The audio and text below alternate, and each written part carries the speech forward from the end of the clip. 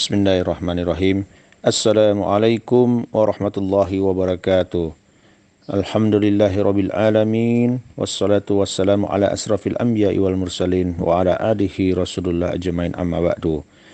Asbahna ala fitratil Islam wa kalimatil ikhlas wa ala dini nabiyina Muhammadin sallallahu alaihi wasallam wa ala millati abina Ibrahim hanifa wa ma kana minal musyrikin. Baiklah saudaraku, kita lanjutkan pembahasan kita tentang sifat asma Allah dalam Asmaul Husna yang ke-11. Kali ini kita membahas tentang Al-Khaliq, yang maha pencipta. Kata Khaliq disebutkan 8 kali dalam Al-Quran. 7 diantaranya menunjuk pada nama Allah.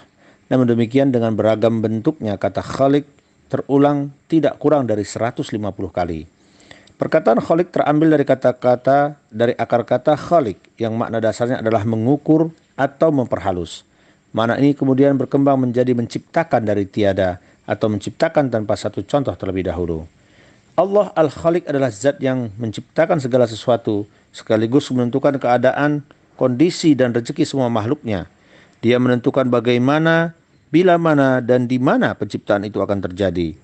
Dan dialah satu-satunya sang pencipta. Sebagaimana firman-Nya, katakanlah aku adalah pencipta segala sesuatu dan dialah Tuhan yang Maha Esa lagi Maha Perkasa. Quran Surat Ar-Ra'd ayat 16. Di samping itu dia menyifati dirinya sebagai Ahsanul Khaliqin, yaitu sebagai pencipta. Kemudian air mani itu kami jadikan segumpal darah, lalu segumpal darah itu kami jadikan segumpal daging, dan segumpal daging itu kami jadikan tulang belulang, lalu tulang belulang itu kami bungkus dengan daging. Kemudian kami jadikan dia makhluk yang berbentuk lain, maka maha sucilah Allah, pencipta yang paling baik. Al-Mu'minun ayat 14. Allah adalah sebaik-baik pencipta dan dia menciptakan sesuatu yang sempurna. Imam Ar-Raghib Al-Asfani, Al-Khaliq dapat bermakna zat yang menciptakan sesuatu tanpa bahan atau contoh yang sudah ada. Hal ini seperti ditegaskan dalam ayat yang mengadakan langit dan bumi dalam surah Al-A'raf ayat 189. Selain itu juga bermakna menciptakan sesuatu dari yang lain seperti ditegaskan dalam firman-Nya surat An-Nisa ayat 1. Hai sekalian manusia, bertakwalah kepada Tuhanmu yang telah menciptakan kamu dari diri yang satu. Ayat di atas menyiratkan bahwa penciptaan yang dilakukan oleh selainnya adalah dengan meniru pola tertentu atau menggunakan bahan yang sudah ada sebagaimana terjadi pada Nabi Isa alaihissalam dan Nabi Nuh alaihissalam. Allah subhanahu wa ta'ala berfirman kepada Nabi Isa, di waktu kamu membentuk dari tanah suatu bentuk yang berupa burung dengan izinku. Al-Ma'idah ayat 110.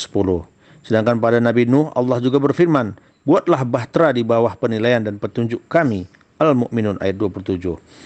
Sebagaimana ulama mengatakan kedua ayat ini merupakan dalil yang menjelaskan bahwa kata al-khalqu ada kalanya ditujukan untuk perbuatan selain Allah. Meski demikian, hakikat al-khalqu hanyalah untuk Allah. Sebab makna al-khalqu merupakan penciptaan atau pengadaan sesuatu dengan ketentuan dan takdir tertentu tanpa meniru atau menggunakan bahan yang sudah ada. Serta tidak ada kekurangan dalam hasil penciptaannya. Semua itu menunjukkan sifat yang khusus bagi Allah. Al-Quran menegaskan, ingatlah menciptakan dan memerintah hanyalah hak Allah. Maha suci Allah, Tuhan semesta alam. Al-A'raf ayat 54. Pesan sosial yang bisa kita tangkap dari sifat Al-Khaliq ini, maka pertama, kita harus selalu berusaha untuk selalu berkarya. Allah telah menganugerahi manusia dengan perlengkapan jasmaniah seperti mata, telinga, tangan, dan kaki. Allah juga melengkapi manusia dengan perangkat-perangkat ruhani seperti akal dan budi. Akal adalah perangkat untuk membedakan mana yang benar, mana yang salah. Budi merupakan software untuk mengetahui yang jelek dan yang bagus, yang indah dan yang tidak indah, dan seterusnya. Dengan potensi jasmani ruhani, maka manusia dapat mengoptimalkan kemampuan dirinya, misalnya dengan cara menghasilkan suatu karya-karya cipta yang bermanfaat bagi dirinya dan orang banyak. Yang kedua, menciptakan sesuatu yang baru, atau dalam bahasa kekinian disebut dengan inovasi. Tidak sekedar berkaya, manusia pun bisa lebih mengoptimalkan potensi rohaniahnya dengan diiring kemampuan jasmaniahnya untuk menghasilkan sesuatu yang baru, karya-karya besar, karya-karya yang dapat membantu kemaslahatan umat, sehingga karya tersebut bermanfaat buat orang banyak. Sebagaimana karya-karya besar Ibnu Sina, Ibnu Khaldun Al-Ghazali, di antara orang-orang besar yang mampu mengoptimalkan potensi jasmaniah dan ruhaniahnya. Al-Khaliq seharusnya menjadi sumber landasan sikap dan mental seorang mukmin. Seorang mukmin harus mampu mengoptimalkan potensi yang dimiliki dari perlengkapan jasmani dan ruhani yang dimiliki agar berorientasi kepada penciptaan dan karya-karya suatu produk. Dengan cara menggunakan mata untuk menyaksikan berbagai karya atau produk yang ada sebagai inspirasi dalam menghasilkan produk ataupun karya-karya baru yang dibutuhkan. Memanfaatkan telinga untuk mendengarkan, mencari tahu suatu proses penciptaan karya atau produk tertentu.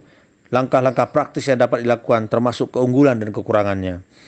Mendaya gunakan akal dan budi secara kreatif untuk bisa menghasilkan suatu produk atau karya yang lebih baik atau baru, serta memberi kemaslahatan bagi sesama.